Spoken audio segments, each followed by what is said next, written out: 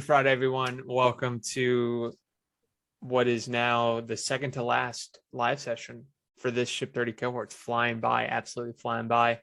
A couple quick logistics before we dive in because we got a packed schedule today.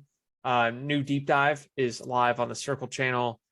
Cole did just an absolute epic breakdown of making noise and listening for signal, finding a data point, and then using that data point in 100 different ways. And basically, what, Cole, a year's worth of content from one idea, more or less, that you've just been expounding on, that people have found super valuable. So just a really cool way of thinking about a peek behind the curtain of how Cole thinks about repurposing and doubling down. The week 4 curriculum is live. It's all about category creation, building credibility. Again, if you got time, go for it. If not, don't worry about it. You'll have access to those forever. And then next live call next Tuesday, 7 p.m. Eastern, rewriting your bio, naming, claiming your own category. That one is always a blast. We talk about just the best way that no matter where you are in your journey, you can establish credibility and what is more or less the most important piece of real estate on your digital profile, which is your bio. So that's all we got on the logistics side. Other than that, fill out the writing goals survey if you haven't yet. And cool. Miss anything? I think that's it. No, I think that's it. Just remember that the live call on Tuesdays in the evening, not in the morning. I always forget that too. So just keep that in mind. Top shippers this week. Huge. We've had some shippers be on this list multiple weeks in a row now. Really, really cool to see. Really appreciate everyone who's been engaging the most. I mean, it's a virtuous cycle. You know, the more you engage with other people, the more other people engage with you. And the way I always like thinking about it is, you know, we're all here wanting people to read and engage with our work. So if you want that for yourself, it's always helpful to give that to someone else and pay it forward too. So love seeing everyone who's engaging. It's really, really great. Here they are, they're crushing it. Absolutely crushing it. This is what makes Ship 30 so much fun. So congrats to everyone who's up here. And then just a couple cool shout outs. You know, we love these wins. Getting retweeted 6 times. I remember the first time I got more than 1 retweet, I thought I was like playing at Madison Square Garden. I thought it was the coolest thing ever, you know? So when these little things happen, take a minute, celebrate them, you know? They're really, really cool. 75,000 or 7,500 views, 220 engagements and 11 comments. Amazing. Got accepted into 2 of Medium's biggest publications. This is another really cool thing. We don't really dedicate a ton of time to this. We have more of this material inside the membership, which we'll talk more about next week. More mini courses on platforms that are specific. One of them being Medium, but this is something we see every cohort, people getting their content picked up on other platforms. A lot of shippers go on to write on Medium, write for different publications on Medium. We think that's really, really cool. So great job. This too is just taking things that, you know, you feel like, hey, it doesn't have to be perfect, but you're doing it and you're making progress on it. And you're taking the things that we're sharing, and every single day, you know, you're just improving one little thing at a time. And all of a sudden, over time, those things start to really compound on themselves. So we're a big, big fan of, you know, progress, not perfection, just a little bit at a time. And here, use the world's most and the time period intro. So a moment in time, and got highest engagement ever on Medium. You know, it's like, it's not a guaranteed thing, right? It's not just if you use it, you're just guaranteed to go viral, but the intention is when we share these things, it's a surefire way to increase your average or to increase the likelihood of something happening. And we see it constantly. So really encourage everyone. I mean, try these things. You never really know. Try them more than once. You know, don't just do it once. Try it 10 times, try it 20 times, see what happens, gather some data. And here, this is awesome. If you've read any of Adam Grant's work, he's an author and really, really interesting thinker. And here Ren said, you know, hey, Adam Grant came across some of my content. This, I think, is the coolest part about writing in social environments. It's why we encourage everyone to start a social blog instead of a legacy blog, because this doesn't happen on your website. It just doesn't. Like you don't have the opportunity to connect or interact with these types of people, especially people that have much larger audiences or who you really look up to, whose work you've been reading for years. Think of social platforms as a mall, and we're all kind of hanging out at the mall together, whereas your blog is the house in the suburbs, right? So this is just so cool. Congrats, Ren. All right, Dickie, what are we covering today? All right, so today is an absolute crash course in Twitter threads, and we're going to break down Twitter threads versus atomic essays, kind of how we think about them as a content strategy. We're going to walk through the basic architecture, give you some of the technicals of writing a Twitter thread that you probably don't know, and it's leading to it's the low-hanging fruit of how to write engaging ones. And then we're going to talk about really just some frameworks for what types of content are most effective via the Twitter thread, and then some really nitty-gritty tactical stuff on the TLDR and your CTA, which we'll talk about, and how to use those to drive traffic to another asset, to collect emails, to maximize engagement, all that stuff that we're doing with building kind of a rented audience on Twitter. How can we take that somewhere else? So a lot of stuff here. You're probably going to have to rewatch this one as we get, because we're going to throw a lot at you. So let's kick it off. Yeah, take notes throughout. This is the first big thing. We get asked this question constantly.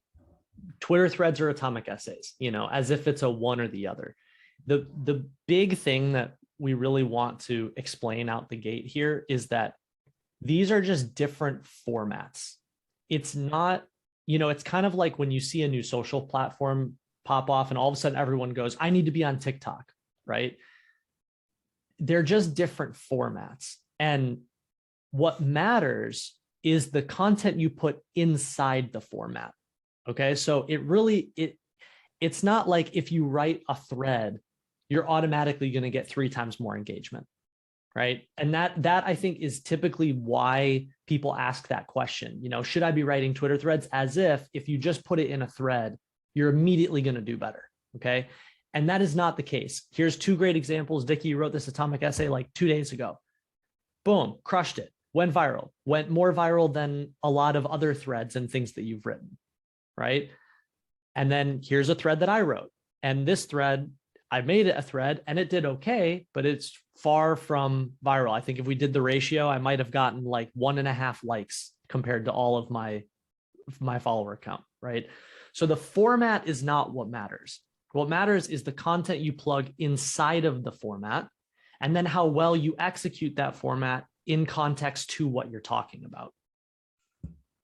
Yeah, we answered that in the first Q&A, and it's a very common question. So just don't think, oh, now I know how to write threads, I'm only going to write them. It's all a test. You can go one way or the other, but here's the breakdown. Cole, you want to talk about this a little bit? Yeah, so there are different pros and cons to these 2 formats, okay? The reason why we start with atomic essays and the reason why we love that format is because it is the easiest way to practice all the fundamentals, okay? Writing headlines, fundamental. Formatting, fundamental.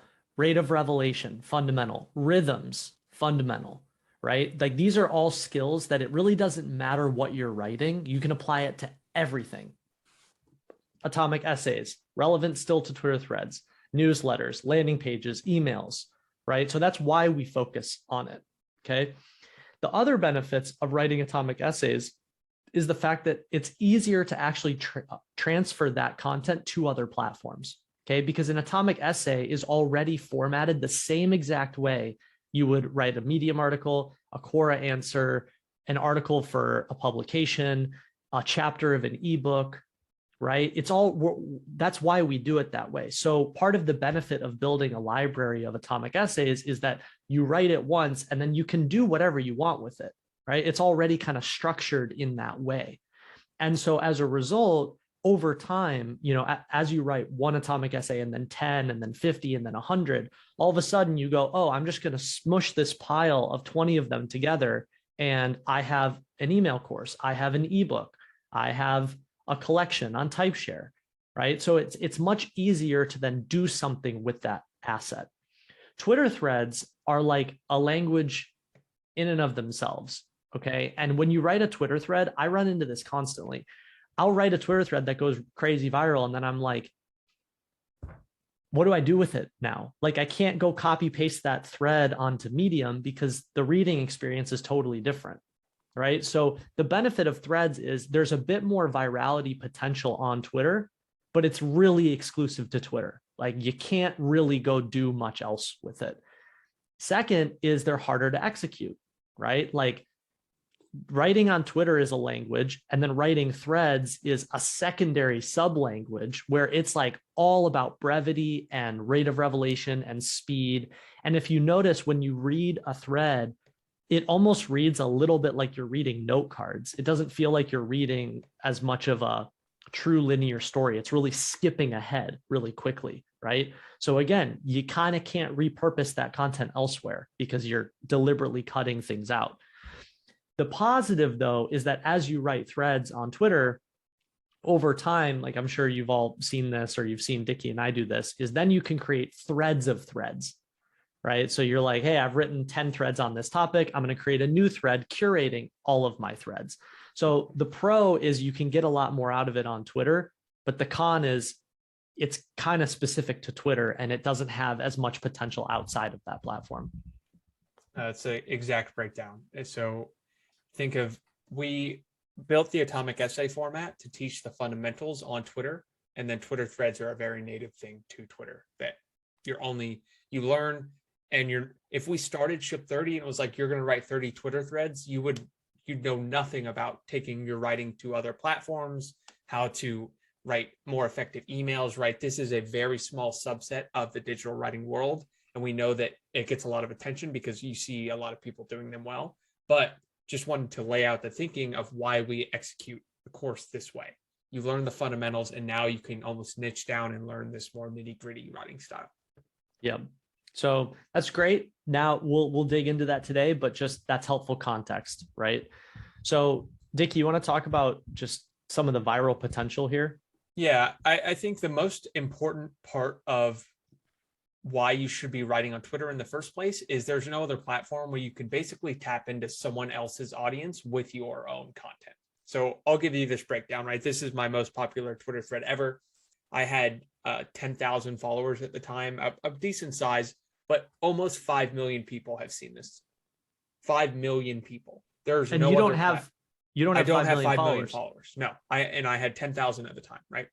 This natural engagement that can happen when you write something that, so the example I like to use, right, is say James Clear came to you and said, hey, I'll take your blog post and I'll put it on my blog. Like, think about how much value that would bring to you. And that's exactly what can happen on Twitter when you write effectively. You're basically tapping into someone else's distribution if you write something that resonates with them. So I just wanted to put these numbers on a screen to let you understand, the power of writing on a social platform, because every time I try to think about 5 million people, it blows my mind that someone saw this individual tweet. Yeah, here's same another thing with one. this one, just a lot of people. So just wanted to set the scene of what you can do when you execute this strategy. Yeah, and this one went crazy. Yeah. So again, just want to reiterate, like, it's very easy, it's shiny object syndrome to a T. Whenever the masses see something that's working, like we all see it with TikTok right now. How many people in your life are like, you should be on TikTok, right? Like there almost is no real logic as to why you should. It's just everyone's on TikTok, and so you should be on TikTok, right? And so what we're pointing out is you want to just slow down and question, like, why that format? If you want to go do that, that's fine, but realize that each platform has its own language, and it's worth really questioning, do I want to learn this language? Do I want to execute this in a certain way? Okay. So one of the things that, just to preface as we dig in here, we have thread templates inside TypeShare. They're yours to use. These are some of our most viral threads reverse engineered and going, here is a format for you to adopt. Okay. So especially if this is your first time writing a Twitter thread, highly, highly recommend that you use these because it helps train your brain. It took me 6 months to figure this out. The hardest thing about writing Twitter threads is that you have to think about the way you're structuring it differently. So using these templates can really help you see, oh, this is what I'm trying to achieve in each one of the tweets. So encourage you to play with them. So real quick, before we dig in here, have you used any of the templates just so we know, were they helpful? If you did use them, what did it make you realize about your writing? We've heard that a lot of people are getting a lot out of the templates. So it helps us to know, because we'd love to create more if you find them helpful. Yeah, it was one thing we weren't expecting, but as we look at the number of pieces of content that started as a template, it's much higher than we originally thought. So it's like 40%. Finding it useful. Yeah, people are finding it very useful, and that's a good signal for us to keep making them. Awesome. Well, give them a shot, especially if there's certain ones that you like, let us know, because this is something we want to invest more and more time SA templates, into. Cool. Yeah, lots of them. Cool. So this is the basic thread architecture. We just want to give this as an outline, and then we'll dig deeper into each one of these pieces. So basically a thread, think of it as bookends, okay? Your first bookend is your lead-in tweet. It's the same thing as a headline. It's your mini sales pitch saying, here's what I'm going to give you, okay? And then the middle of the thread are all your main points, which is basically you delivering on the promise that you made in your lead-in tweet. And then the other side of your tweet, the other bookends are, here's the TLDR, which is basically a compressed version of everything in the middle, and then a call to action. So here you can see in this screenshot, the reason why we teach this architecture is because in Twitter's feed, the way that it structures a thread is it gives you the lead-in tweet, and then it gives you the second to last tweet, and then it gives you the last tweet. This is how it appears in the feed, right? So for someone who's scrolling, what's the experience? The experience is, here's the lead-in tweet, which is the mini sales pitch. Here's the TLDR, which is like a skim. Here's what's inside. And then here's the CTA, which is great for you because you want to drive attention somewhere else. Dickie, you want to share a bit about this? I mean, just the way to think about this is when you write a Twitter thread, it shows as 3 tweets in the timeline. So you have the top tweet and then the last 2, and it compresses everything. See how it says show this thread in the middle there? Once you know this, right, you're going to optimize these 3 to basically encourage the reader to read it. And so this is a very little known thing of exactly how threads show up. And so when you see them executed well, they use this structure where they take a lot of time on the lead in, they make a summary so that when someone sees this, right, they come across it in their timeline, there's a lead in, and then the summary, which is the TLDR, which stands for too long, didn't read. And they say, oh, okay, this is going to be worth my time to read it. And then you put the CTA at the bottom just to capture more attention. So just to give you kind of the mathematical breakdown of how many eyeballs are on each of your individual tweets in a thread, this is the way to think about it. Yep. So with this architecture, okay, so this is kind of now you want to color inside the lines. All right. So this is the outline. And the thing about Twitter threads is that literally like 90% of the success of the Twitter thread comes down to your lead-in tweet. If you nail the lead-in, and then you even remotely deliver on the promise, you're probably going to do well.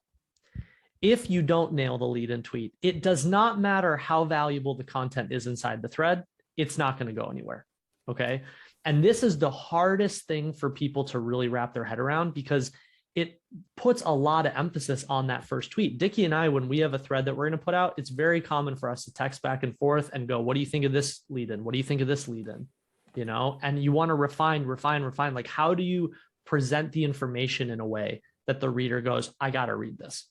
So some forcing function questions that you can ask yourself are, you want to try and get as many of these as you can into that first tweet. What is this about? Who is this for? What is the reader going to get in exchange? Why should they trust you? Some form of credibility. And what's the transformation, right? You start here, you end up here. Here's how I did it, right? Or you're here, you want this thing. I'm going to tell you exactly how to get it, right? So the more that you can speak to these things in the lead-in tweet, the more that the reader, it's not that, again, I want to drive this point home. It's not that you wrote a thread and people want to read threads. Okay. The format is irrelevant. It's you have an idea.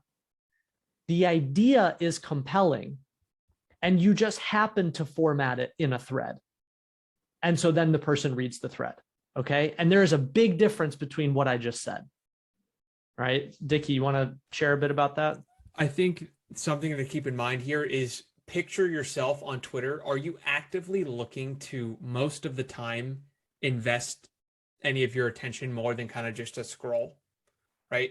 You have to give someone a compelling reason to stop, click, and read something and put their brain like on, right? You're competing with just doom scroll, right? So as you think about your lead in, it's I need a good sales pitch to get someone to take the time to read what I'm about to say.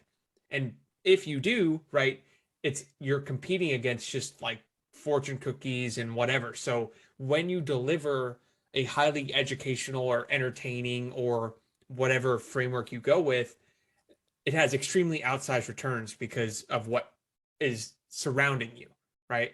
So just think about that as you're crafting this. The lead in is extremely important, and we'll give you some more frameworks for writing these. Yeah, and the easiest way, again, to think about a lead-in tweet is it's a long headline.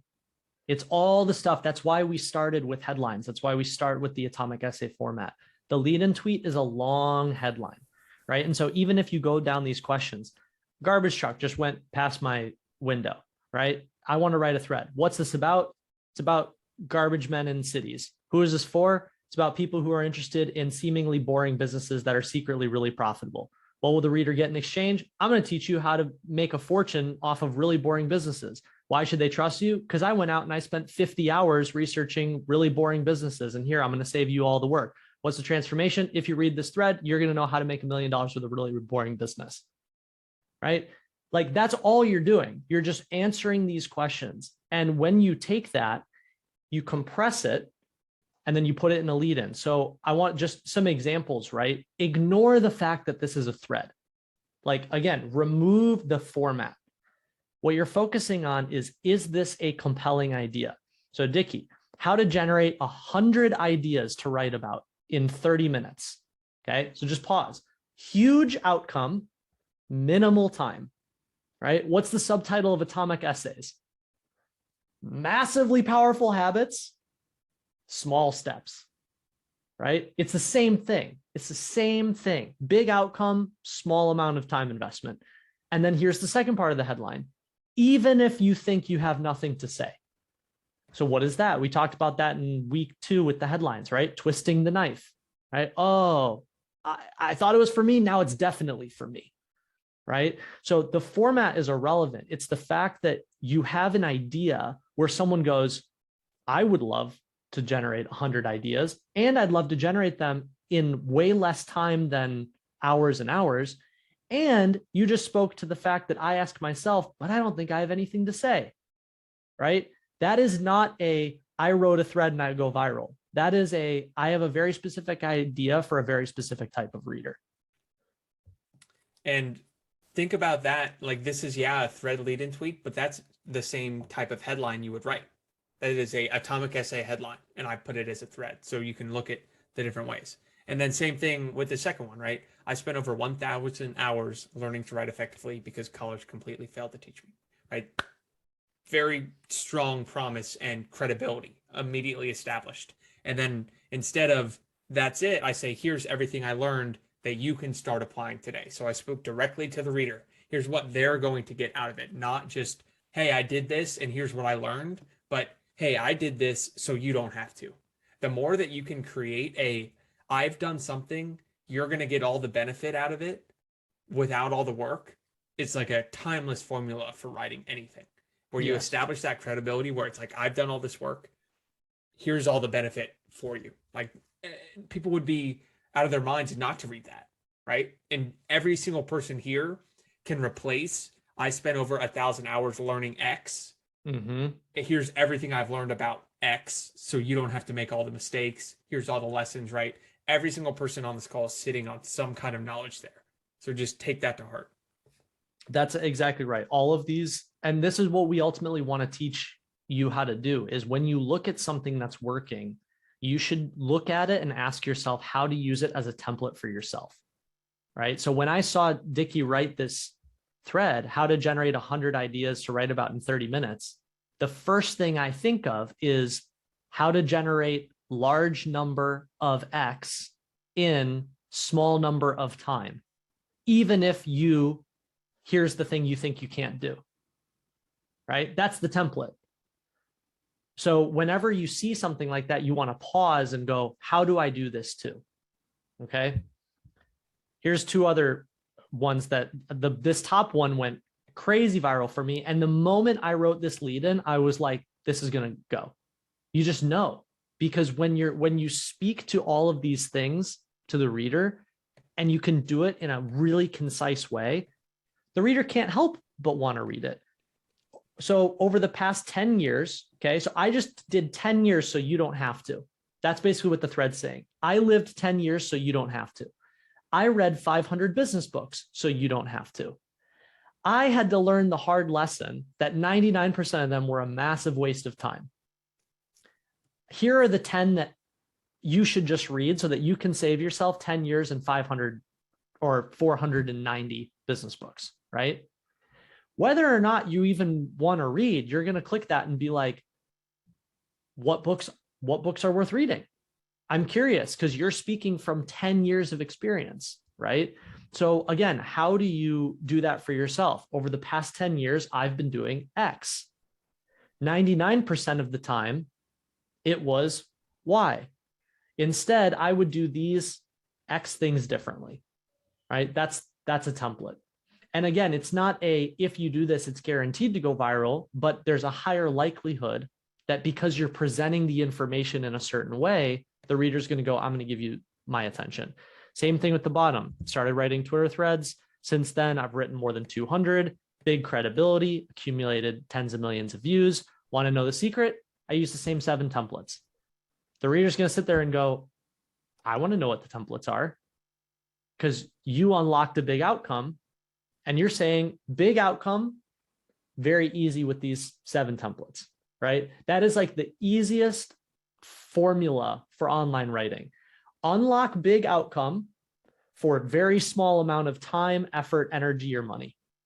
Here's how you do it, right? Anytime you can do that, the reader's going to go, I want to know how to unlock a big outcome with a very small amount of time, energy, money, or effort, right?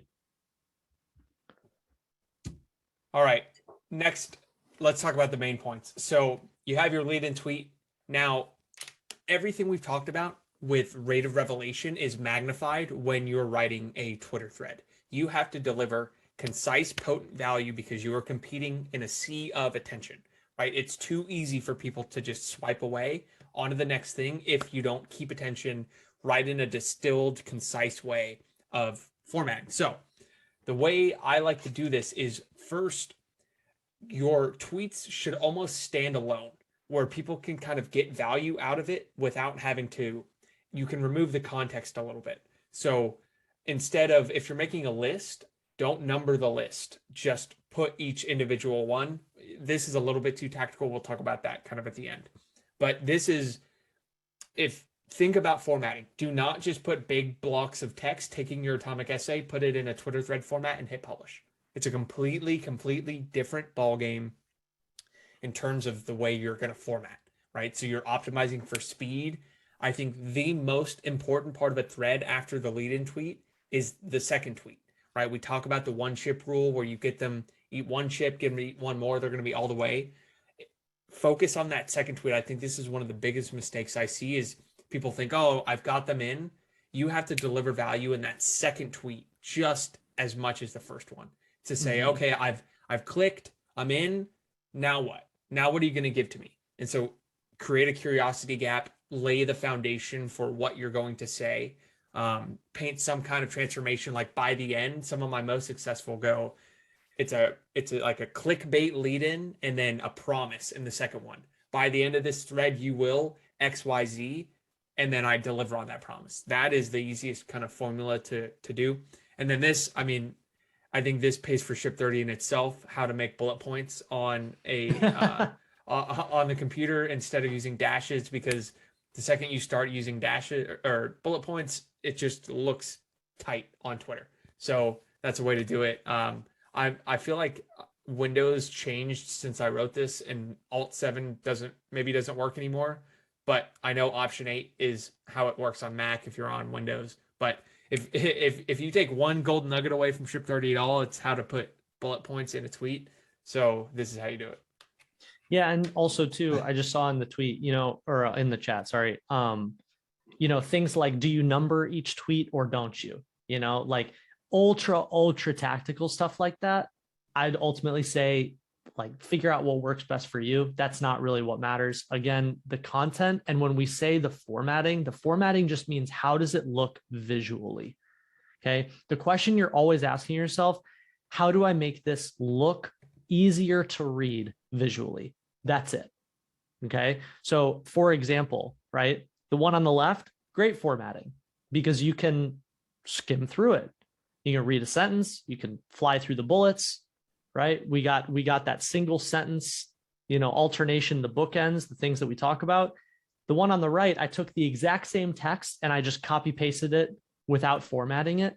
This is what we see when people first try threads, is they write threads like they're full paragraphs. This is what we mean. It's not like that. Threads are a different language.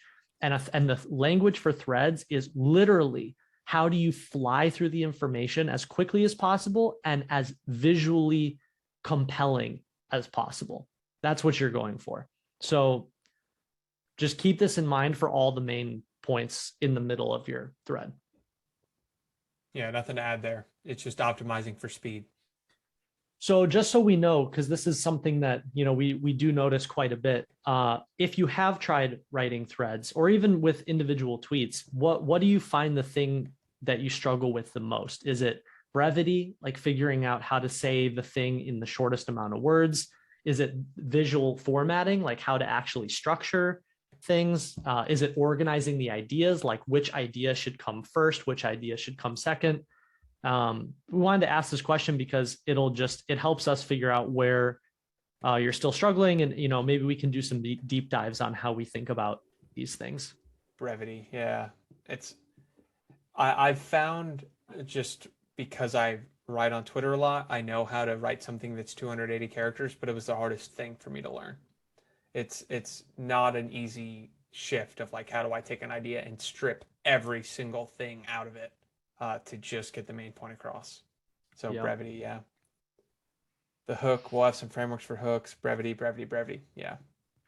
That's helpful to know. I mean, brevity is something I actually love thinking about it. Like, how do you take a sentence and make it half the length? And then how do you take that sentence and make it 2 bullets instead, right? Like, that's kind of a way of thinking. So we'll do some deep dives on that. It's really helpful to know. Okay, Dickie, you created this thing. You're a genius for creating this. So why don't you explain this to people? All it is a TLDR summary of what your thread was about. And I actually start almost every single Twitter thread that I write with this in mind, because it's a summary of, hey, you got to the bottom. I ran through a lot of value in a relatively short period of time. Here it is all on one tweet. Here it is all on one thing. Like, you can look at this and recall everything you just learned, and it wraps it up nicely in a little bow. So I gave you all this stuff. This is the conclusion version for a Twitter thread, right? This is how you conclude it. It's saying, I just gave you all this. Here it all is distilled into even one tweet, and then you send them on their way, right? After this comes a CTA, but just someone is going to see this in the timeline, and it's going to encourage them to read the thread itself, right? Mm-hmm. They're going to say, oh, wow, there's a lot there. I'm going to go click on that front one and then go all the way down. So as you're doing this, you don't have to say, quote, the TLDR. I do that sometimes, but I realize a lot of people don't know what that means. So there's probably a better way to do it. But, you know, on the thread that I wrote about how to create 100 IDs in 30 minutes, the last tweet said how to create 100 ideas in 30 minutes with 5 bullets, right? It was basically, here's everything I just said distilled into one little note card that you can take on your way as a reminder of how you did it. So, right, the summary, whatever it is. What you'll notice is that in a thread, this kind of recap tweet is usually the second most engaged tweet.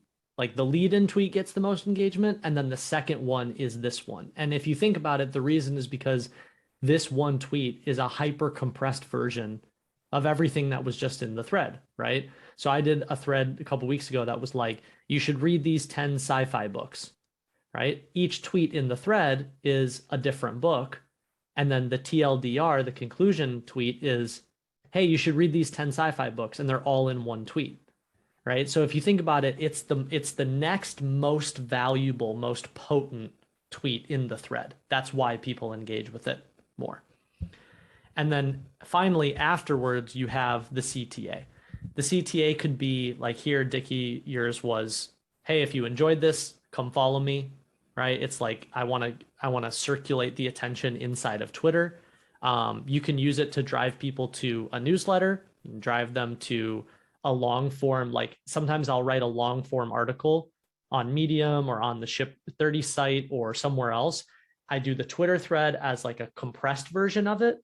And then at the end, I go, hey, if you want to read the full thing, right, go click here and you can go read the full article. So the CTA, again, it's really interesting when you listen to questions people ask, because I find that whenever we explain things like this, a lot of the questions are like, what should my CTA be, right? And it's fine. It's a good question. You can make it whatever you want. But I want to emphasize that the CTA is like the dessert at the end of the meal, right? And if you didn't get people to eat the meal, they're not going to be sitting there asking for dessert, right? So you have to really focus on, how do I make something really valuable, really compelling to the reader, so that by the time they finish reading, they go, whoa, I loved that so much that I want to click over here and go to the next thing. Yeah, the thing to keep in mind on who actually sees your CTA are only people who read the whole thing, more or less, right? Yeah, some will see it in the kind of scroll timeline, but yeah, it's a call to action. What do you want your reader to do next? Is it sign up for your newsletter? And think about it through the lens of, I know this person just read this and I provided a lot of value. How do I capitalize on that? So it's follow me if you're not following me already. It's, hey, here's some other things that you might be interested in reading that I've written in the past, right? Those are just good ways to capitalize on, you're striking while the iron is hot, right? Someone has just read something you wrote, they loved it, they got to the bottom, and it's like, give me more, point me in some direction, because I want to keep learning from you. And that is it's a very important thing to capitalize on. I see too many people, just the thread ends and it's like, oh, great.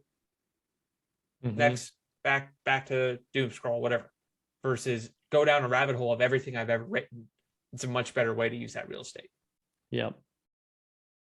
So again, just to recap, this is what a thread looks like and operates like. And I can't stress this enough. Twitter threads it's about the uniqueness of the idea and the visual formatting.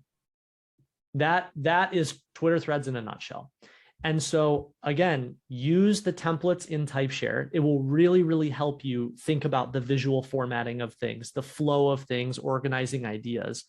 And second, if you see me write a Twitter thread that you go, wow, that was really cool. If you see Dickie or Daniel or anyone else write a Twitter thread and you go, wow, that's really awesome. Literally open a window, pull it up, and then try and write something similar. Obviously, you don't copy the content, right?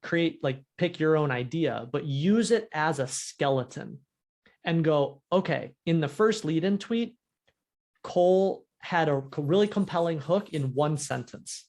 I need to come up with a compelling hook in one sentence. Then Cole did 3 quick bullets that, explain the benefits. Okay, I need to do 3 quick bullets that explain the benefits. Like, that is how you teach yourself how to look at things that are working and go, all right, how can I engineer this for myself too? I do this all the time with Dickie's stuff. Dickie does this all the time with my stuff. We do this all the time with other writers' stuff. You're always working or looking for what's going to work. Okay. So don't think I just have to copy the idea. Pick your own idea, but use other people's skeletons as a way of structuring the content.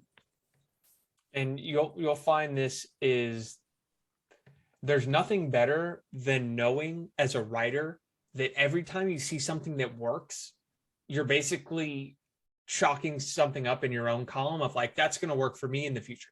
Mm-hmm. Right? Every time you see something that works, when you know you have topics to write about, and it's all about saying those same proven ideas in 1,000 different ways, right? That's where Ship 30 comes full circle, right? You make all this noise for 30 days and you figure out what it is, at least some idea that's resonating. And then you have this new lens to see the world of, I'm going to write about this. Now I'm going to go explore all the ways I can write about it. And it becomes just an absolutely thrilling adventure, because every time you see something successful, you're like, boom, that's going to be successful for me if I go and execute it correctly. Right. Mm-hmm. And that's where your flywheel really starts to spin, is all of your reading is done through a lens of, how is this going to improve my writing? How is this going to, every time I see something from a different area, a different platform, whatever it is, how can I bring that back into my own? You just become a creator, right? Versus a consumer who this stuff is working and you're reading and reading and reading, versus boom, that's working. Now I'm going to put it back into my frameworks. Mm-hmm. Yeah, it's the difference between being an active reader and a passive reader. Yeah, I'll take a ringtone of Dickie saying boom too. If anyone creates that, let me know. I'll put that on my phone. Okay, drop in the chat real quick. Does this help? Does this architecture in your mind, do you kind of have a sense for, okay, this is how I build the house now? We really want to make sure that, you know, this is something that is a helpful mental model for you. Like I said, I can't stress, I mean, we take the time to create the templates, right? So I can't stress enough, play with them in TypeShare. I think you'll really find them helpful. And now what we're going to go into is how to actually think about, okay, so if this is the architecture, if this is how you build a house, how do you design it, right? When you're inside the house, how do you make it look good? How do you put cool furniture in there? What should the rooms look like? Okay. So here are a couple very easy, there's tons, right? People are always creating new ways of utilizing threads. I've seen some really unique ones in the past year, but these 5 are probably the easiest ones to start with in terms of how to organize information and compelling ideas inside of a thread. So you have breaking down a framework, you have telling a story, sharing actionable tips, basically putting anything in a list, you know, listing podcasts to listen to, listing books to read, whatever, and then creating a thread of threads where you go, you know, hey, here's all these different things on X topic. In this one thread, I'm curating all of those other threads together under one roof. Okay. So we're going to go through and kind of break each one down. Dick, you want to share this one a bit? Sure. So the very first one, the easiest thing is, hey, I'm going to take you, the reader, unfamiliar with this framework, and I'm going to explain it in a very concise way. And this is, if you look at a lot of the most successful writers on Twitter, they're basically doing an arbitrage of taking an idea or a mental model or a framework that is usually expounded upon in a massive blog post full of bloat and putting it in a concise, distilled, potent thread of a specific problem the framework is solving, some kind of unique spin on it, and then using their own credibility to say, you know, I've applied it in XYZ ways. So a framework is just a solution to a problem, a way of thinking. Some people call it mental models, whatever it is. But I think it's the easiest way to say, hey, you're unfamiliar with X. By the end of this thread, you will understand this, so you can Y. And I'm going to take you there. And you can repeat that exact process over and over and over again for any field, any specific knowledge that you have of an actionable kind of how to do something. And that's the framework. Yeah. And to be clear too, it can be like here, Sahil wrote about Hanlon's Razor, which is someone else's framework, right? So he's curating someone else's well-known framework. You can do that, or you can create your own framework. And creating your own framework is as simple as thinking about how do you solve a problem in your life. You're like, hey, I've been project managing for 15 years. I run into this problem over and over again. So I created a framework to solve it, right? Here's how it works. That's all you're doing. So a framework is just a packaged way of solving a problem. That's it. And you can curate it or you can create it. Okay, so that's the first one. Dickie, here's, this is a bit meta, but this is like a framework of frameworks, you know? So you go, here's the world's most valuable skill, it's writing. Here's the little, twist the knife, but colleges charge you $120,000 to learn this. I'm going to teach it to you for free. So here are these 9 frameworks that you need, right? So this is framework of frameworks. There's a good chance that people have seen this one, right? Because there is a good chance. Yeah, right. Okay, number 2, if you're not following Trung Fan on Twitter, highly recommend if you're interested in writing stories. So stories, whether they're fiction or nonfiction, stories I think are actually the hardest to execute in thread form. It really takes some retraining of the brain to figure out how do I keep this thing moving forward? Because again, you could get 2 tweets in and the reader's like, you don't have my attention, and they're gone. Trung does an incredible job of telling business stories. So the key to a story on Twitter is basically making it unconventional in the sense of whatever it is that you're talking about. So you're like, hey, everyone thinks this thing, turns out it's this other thing that you probably don't know about. I'm going to tell you the story of this other thing that you don't know about. That's really the key. But if you just go, hey, I'm going to tell you a linear story and I'm going to make you get through 15 tweets, the reader's like, I don't have time for that, right? So this is a harder one to execute. Like I said, I recommend going and reading a bunch of Trung stuff if you want examples of it. But the whole key is like every tweet needs to really move the story forward. And the best way to hook the reader is in the lead-in. You basically tell them the beginning and the end, right? So here, when Steve Ballmer joined Microsoft in 1980, he was employee 30 and had 0 equity, right? Bottom of the ladder. By its IPO, he owns 8% of Microsoft and is multi-billionaire, right? How did he do it?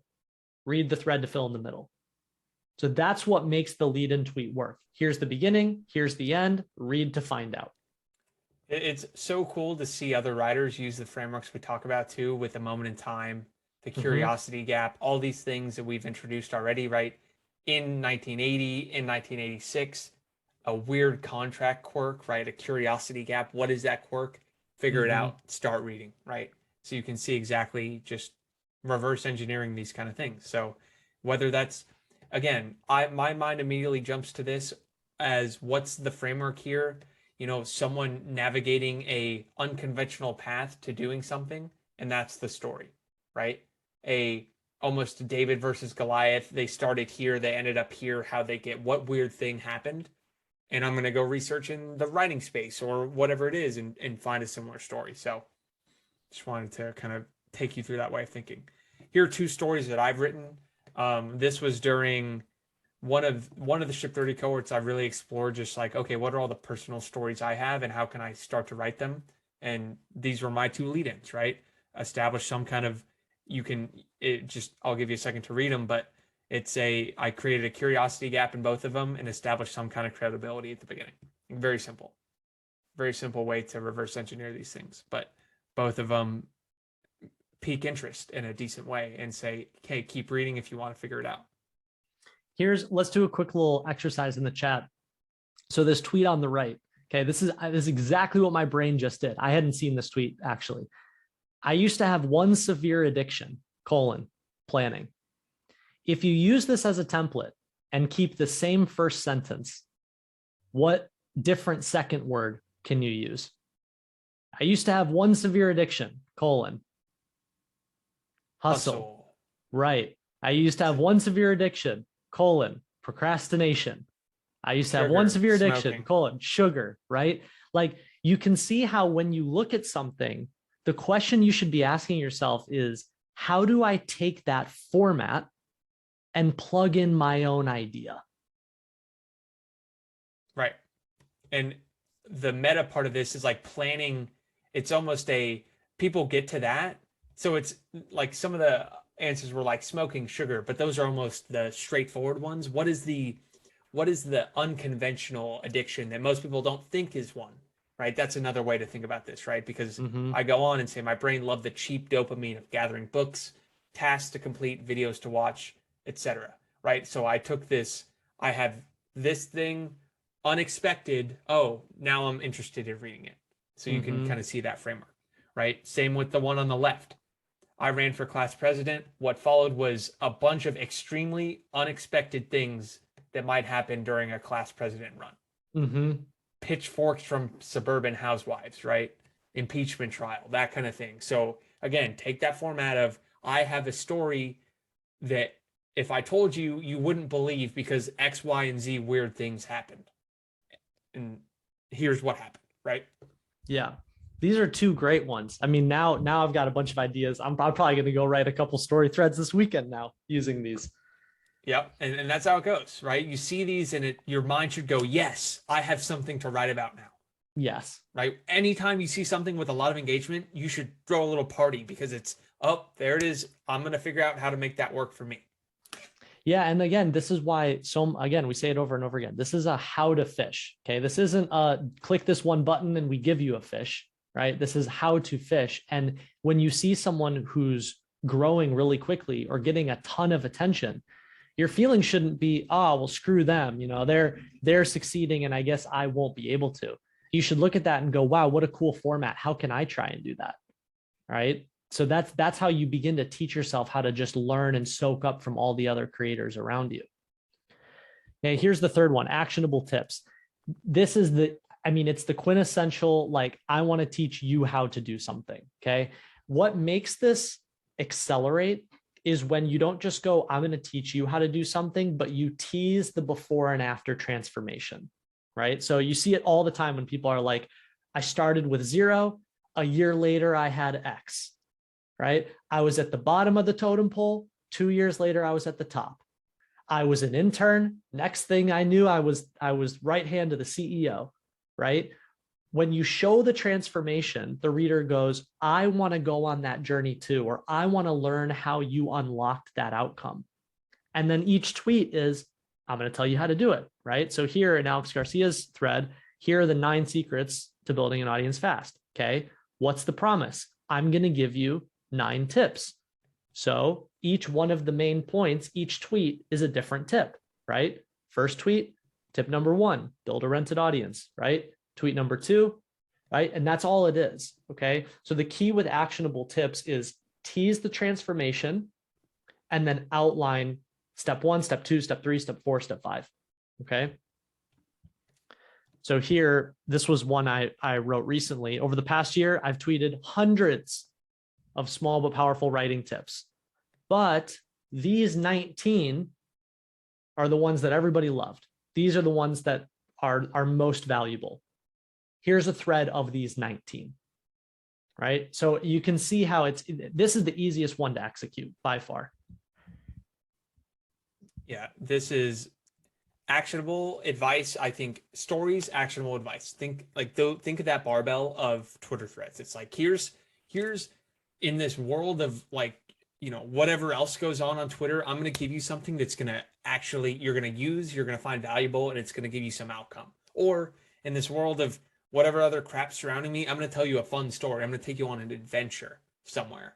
And that's it, right? If you can hit that barbell of I write super actionable things and super aspirational or, fun stories, you're going to grow extremely quickly in whatever digital writing world you kind of take on. Number 4, anything lists. Okay, so this is, you're listing anything, like literally. Anything. Like these are podcasts to listen to. These are books to read. These are small businesses you should support. These are states you should travel to. These are the coolest cities with the best restaurants in the US, right? Anytime that you're listing something out, it's the same exact thing. It's like lead-in tweet. Here's why these X things, here's why these 10 things are really cool, really valuable. In the tweets, you then, each one gets its own thing. the conclusion, the TLDR is like, hey, here's the compressed version, here's the 10, right? And then you're done. So the key with a list of any kind is, we talk about this over and over again, is specificity. Okay. So you don't just want to go read these 10 books, right? You want to pick a smaller category. You want to go read these 10 memoirs, or read these 10 sci-fi books, read these 10 business books. And then you want to twist the knife, right? I've read hundreds of business books. Most of them were a waste of time, but these 10 were really, really valuable. Here they are, right? So you got to kind of think through the psychology of how do you get the reader to go, whoa, this isn't just a list of books. This is a list of specific and ultra valuable books, and I trust you. I mean, take this one, right? This is right where my mind jumped to. It's the top line is, if you, almost an unconventional claim, like a claim in the ground. If you use it right, Twitter's the most powerful platform. For a lot of people, they're going to go, really? I didn't know that. And then in the second line, you say, it's not your fault. You didn't know that. Mm-hmm. Right? It's something is set up against you for you to have made that realization, and it's okay. And here's an explainer of what you should know about it. Right? Again, take your own topic, your own content, whatever it is, plug and play with that formula. The easiest way to think about stuff like this is, imagine like you're sitting down with one of your friends, right? And you're like maybe drinking some wine on a Friday, you're on a nice rooftop, right? You're hanging out, and your friend starts getting in a debate with you, right? And you got to like prove your point to your friend. You got to convince them, like, here's why this matters, right? You want to think about how you convince your friend to think in a certain way, and then go, now, how do I communicate that in a tweet? How do I communicate that in a thread? Right? Because a lot of the things that we're talking about here is like, yes, it's writing, but it's actually more thinking. It's more psychology. It's like, how do you get someone to go, this is different than what I've seen before? That's what makes them want to give you their attention, right? So Dickie's example, right? This is like a super copywriting 101 thing. You make a claim, and then you tell the reader, and don't worry, it's not your fault. In fact, the real fault is, and then you point to something else, right? And then the reader goes, oh, it wasn't my fault I didn't know how to use Twitter. No one just told me. And here, now you're going to tell me, oh, perfect, I would love to read this, right? So you got to, it's like, you really got to kind of pause and think through, like, how is the reader interpreting what I'm saying, right? And that just takes practice. Like, it's not like I was just born that way. It's not like Dickie was just born that way. Like, for all of us, this is a learned skill. So we're just pointing out how to learn it. And then over time, it'll get faster and faster. So here's another, right? If you haven't noticed, I hope everyone has seen this. In a lot of these tweets, big numbers. Big numbers. I spent 500 hours. I read 500 business books. I've spent 10 years. Right? Every second, 6,000 tweets are tweeted on Twitter, right? There's something about big number, small effort, small amount of time, right? That juxtaposition works really, really well. So here's a great, like, I originally sat down to write this thread, and I thought, I want to point out some of my favorite tweets. But if I just say, here are some of my favorite tweets, the reader goes, well, that's great for you that you have favorite tweets, but I don't really care. Right? So I have to think of a lead in, right? Well, here's the lead in. Hey, you're surrounded by 200 billion tweets a year. Think about that. So you probably missed these 15, right? You probably did. It's not your fault. You're just surrounded by 200 billion tweets a year, right? So don't worry. I pulled them out for you, right? There's something, then the reader goes, oh, this is different.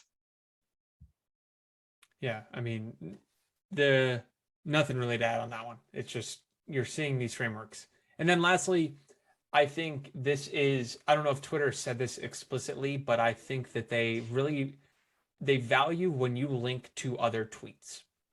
And so as you build up a library of threads and essays over time, you can get this free, immediate repurpose of, hey, I've written a lot of things. Here's just a curation of them, right? Some of my most popular, some of Cole's most popular are just, we've written so much. We've built up all this equity. I've written 10 different things about this one topic. Now I'm going to bring them all together in one spot.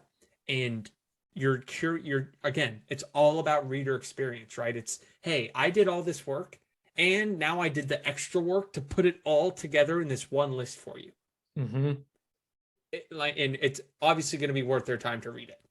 And so this is just it's a fruit that comes after you've been writing on Twitter for a while, and it's extremely native to this platform. No other platform can you say, hey, here's a new blog post about all my other blog posts. People are like, thanks, right? I could have seen that, right? Versus here, here's everything I've done for you condensed into this one little area. Here it is. Go do with it what you like. And then there's compounding equity, this whole thing of once you have this thread of threads, there's your new CTA on anything new you write, where it's like, hey, I wrote something, want to go down the rabbit hole of everything else I've ever written. Here it is. And then boom, you just what compounds with your readers is they're just down a rabbit hole, right? If you can send a reader to all your other best stuff right away, you're in good shape. Yep. This is why we say the more you write, the more you write. So Dickie, you did this 8 threads to help you write consciously and convincingly. So you can accelerate your career, right? Twist the knife real quick. One last time, twist the knife so you can accelerate your career. And here you're curating other people's threads. So this is the thing is when you do these threads of threads, you can do it for your own library or you can do it for other people's libraries. Personally, we talk about this all the time. If you are starting from absolute ground zero followers, the easiest way to start getting your flywheel spinning is curating other people's content, right? So you go, hey, I'm new to Twitter. I went out and looked for, I spent 100 hours looking for the most helpful productivity threads on Twitter. Here are the top 20 all in one thread. It doesn't matter if you have 0 followers or if you have 100,000 followers. That's a valuable thread, right? You took 100 hours, you went and looked for all this valuable stuff, you organized it into one thread. Someone's going to see that and go, hey, that's pretty cool, right? So starting from ground zero, curate, then start writing your own stuff, build your library. And then over time, you can do threads of your own content. You can do threads of other people's content. You can do threads of both, right? So this is why we say the more you write, the more you write. The more that you build your library, the more the dividends just keep coming over and over again. Spot on. So any of these sound fun? What's the first thread you're going to write? Is it a framework? Is it a story? Actionable tips, anything lists, or a thread of threads? What do you feel like has resonated the most? Also, drop your golden nugget, your biggest takeaway from today's session. We threw a ton at you. We even went over, didn't even notice we went over a little bit because there's a lot here. List, story. Awesome. All but stories. Actionable is the easiest. Yep. Curate's a great way to start. I'm seeing some lead-in tweets already. I love it. I love it. Yep. Send them my way. If you use any of these frameworks, just DM them to me. We'll get a bunch of threads going viral today. Yeah, like this is a great example. Maybe Dickie, next week, after everyone tries their first thread or two, we can do a thread of threads and go, last week we taught a live session on threads. Here are the top 20 threads from the Ship 30 cohort. Right, exactly. Yeah, let's do it. That's a good idea. And we'll do some deep dives into why these things might have worked. Maybe so for our next deep dive on Circle, we'll probably just take some examples that we see thrown in and do some workshopping on it. Yeah. Again, if you have any extra questions on this, throw them in the Q&A on Circle. Go to the digital writing Q&A session. Make sure you submit them by the end of the day today because Cole and I are going to record that this weekend. I think that's it. So let's do some breakouts. All right, real quick, 1 out of 10, drop in the chat. How much did you learn in today's session? What 10, hopefully 10s. If you knew it all already, good. Now you can put it into practice even more. But we just love to see that we're kind of onto new things, showing you new ways of thinking and all that. So a little confused, that's okay. It's going to take some time. This is a long game. You're going to learn what works, what doesn't. You're going to see other people do it right. Awesome. Fantastic. Cool. So the best place to start is, again, you want to take a data-driven approach, right? If you're going to spend the time to write a thread, which takes, you know, it's a new format, takes a little bit of time. You want to try and start with ideas that have any sort of validity, right? So maybe do a quick pass at your library, or if you already kind of know what are one of your higher performing atomic essays, what's a topic that you know people are interested in, and how can you execute that in a thread format? What would the thread be? You know, would you break it down in a framework? Would you reframe it in a story? Are you giving someone actionable tips? Are you just listing things out? Or are you curating a bunch of information? And then kind of think through, what would the hook be, right? What's the lead in? What's the, hey, big result, small effort of time, energy, you know, or money? What are the main points? What are you listing out in between? And then what would you want to drive someone to? So you don't have to have it all perfect, but in breakout rooms, kind of chat through what that might look like, you know, 3, 4, 5 minutes per person. We'll go through that.